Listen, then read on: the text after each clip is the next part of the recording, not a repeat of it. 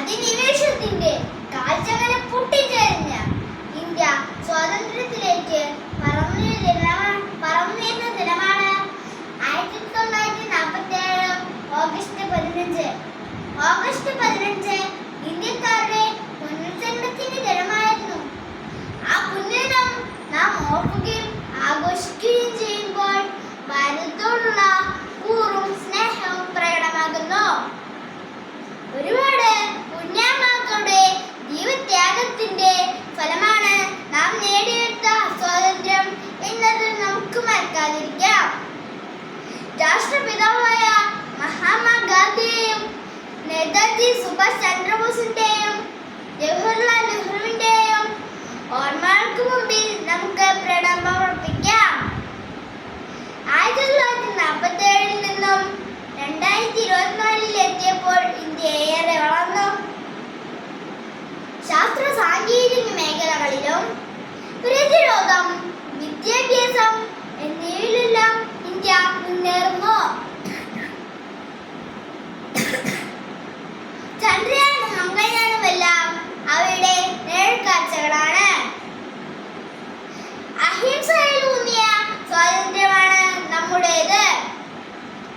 എന്നാൽ ഇന്ന് ജാതിയുടെയും മതത്തിന്റെയും രാഷ്ട്രീയത്തിന്റെയും പേരിൽ മനുഷ്യർ പരസ്പരം പടവെട്ടുന്നു. കൊലപാതകങ്ങളും സ്ത്രീധന ഭരണങ്ങളും തുടർക്കഥയാകുമ്പോൾ നമുക്ക് സ്വാതന്ത്ര്യം ലഭിച്ചിട്ടുണ്ടോ എന്ന് നാം ചിന്തിക്കേണ്ടിയിരിക്കുന്നു. ഇന്ത്യ 78ാം സ്വാതന്ത്ര്യ ദിനം ആഘോഷിക്കുമ്പോൾ നമുക്ക് അഭിമാനിക്കാൻ, സന്തോഷിക്കാം. ഇന്ത്യ എന്റെ രാജ്യമാണ്. എല്ലാ ഇന്ത്യക്കാരും എന്റെ സഹോദരി സഹോദരന്മാരാണ് എന്ന് 1000 വട്ടം പ്രതിജ്ഞ ചെയ്താലും നാം ശരിക്കുള്ള ഇന്ത്യക്കാരനാകില്ല. ദേശീയഗാനം പാടുമ്പോഴും ദേശീയ പതാക ഉയർത്തുമ്പോഴും വന്ദേ മാതരത്തിൽ മുഴുകുമ്പോഴും അത് നമ്മുടെ രാജ്യത്തിനു വേണ്ടി പ്രവർത്തിക്കുവാനുള്ള മന്ത്രധ്വനികളായി മാറണം. നമുക്ക് നല്ല മനസ്സിലാക്കാം. കവി പറയും പോലെ ആണ്ടേറ്റൊരിക്കലൊരാഗസ്റ്റ് 15 നുണയേണ്ട മധുരമോ ഭാരതം. അല്ല, അത് നമ്മുടെ രക്തവും വികാരവുമാണ്. അഴിമതിയും കലഹങ്ങളും ഇല്ലാത്ത ഇന്ത്യയാണ് എന്റെ സ്വപ്നം, നമ്മുടെ സ്വപ്നം.